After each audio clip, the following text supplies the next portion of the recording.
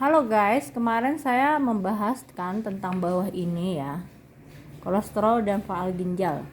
Saya mau fokus ke HbA1c ke sini ya, HbA1c. Nah guys, HbA1c itu adalah kadar gula darah ya, 3 bulan terakhir. Jadi ini adalah ikatan gula dengan hemoglobin artinya ya. Jadi kadar gula yang bagus itu HbA1c ini adalah ini yang normalnya ya. Ini adalah batas untuk yang normal ini. Ya, yang tidak ada diabetesnya segini ya. Tapi yang DM batasnya itu 7 ya, di bawah 7. Artinya kalau di bawah 7 itu berarti terkendali diabetesnya ya. Jadi dia teratur makan obat. Jadi dengan hasil darah ini kita tahu bahwa pasien ini makan obatnya teratur atau enggak. Jadi kita bisa tahu apakah si dosis obatnya ini perlu dinaikkan atau tidak ya. Atau olahraganya harus ditingkatkan atau jaga makannya kayak gimana, itu bisa kelihatan dari sini ya. Nah kita baca dulu, ini hasil darahnya adalah ini glukosa puasa ya, glukosa puasanya yang ini adalah pada saat diambil darahnya itu 146. Jadi ini sebenarnya kan saat puasa itu batasnya itu adalah 76 sampai 110 ya. Jadi kalau saya puasa itu saya naikkan sedikit yaitu 140. Tiap dokter itu berbeda-beda untuk batas gula darahnya. Tapi kalau saya batas gula darahnya itu adalah 80 sampai 140 ya. Itu yang normal kalau puasa. Ini ya, ini termasuk tinggi guys. Jadi kadar gulanya itu tinggi pada saat pengambilan darah. Kita lihat HbA1c-nya ini 7,8, berarti kalau 7,8 berarti diabetesnya itu tidak terkendali. Jadi dia mungkin tidak teratur makan obat. Ya. Nanti ditanya dulu kalau pasiennya apakah teratur makan obat. Misalnya dia teratur makan obat, ternyata hasil HbA1c-nya 7,8. Jadi perlu teman-teman ini kejujuran pasien ya. Kalau misalnya dia jujur mengatakan bahwa dia teratur makan obat tapi hasilnya segini, berarti obatnya itu mungkin tidak teratur dimakan ya.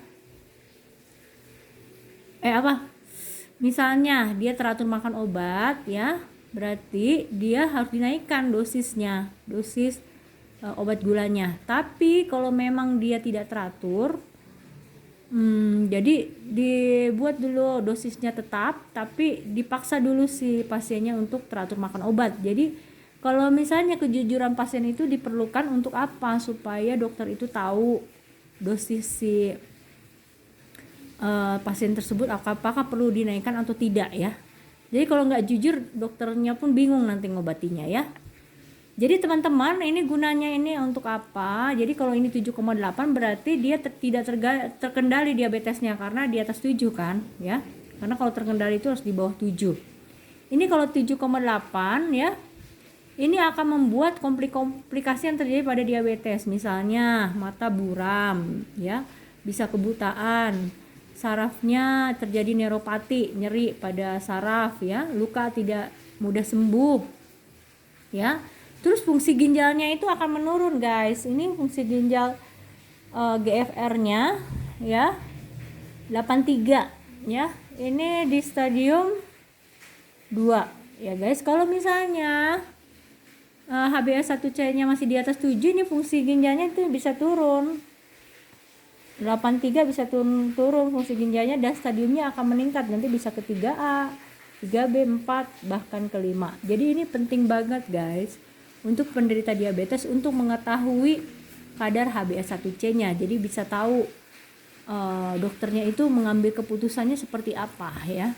Jadi teman-teman, mudah-mudahan info ini bermanfaat. Jadi untuk penderita diabetes perlu untuk cek HbA1c itu 2 kali setahun. Sedangkan kalau misalnya yang tidak menderita diabetes perlu juga untuk mengetahui HbA1c-nya ya. Sekali setahun coba kamu cek. Jadi kalau misalnya kamu sudah cek yang bukan diabetes, ini masuk mana nanti? Apakah prediabetes, normal, prediabetes atau diabetes? Kalau prediabetes itu adalah hati-hati. Berarti dia sudah akan bisa kena ke diabetes kalau nggak jaga pola makan, olahraga ya. Nah, kalau sudah diabetes hasilnya berarti dia perlu pengobatan untuk diabetesnya. Oke guys, mudah-mudahan info ini bermanfaat. Dadah.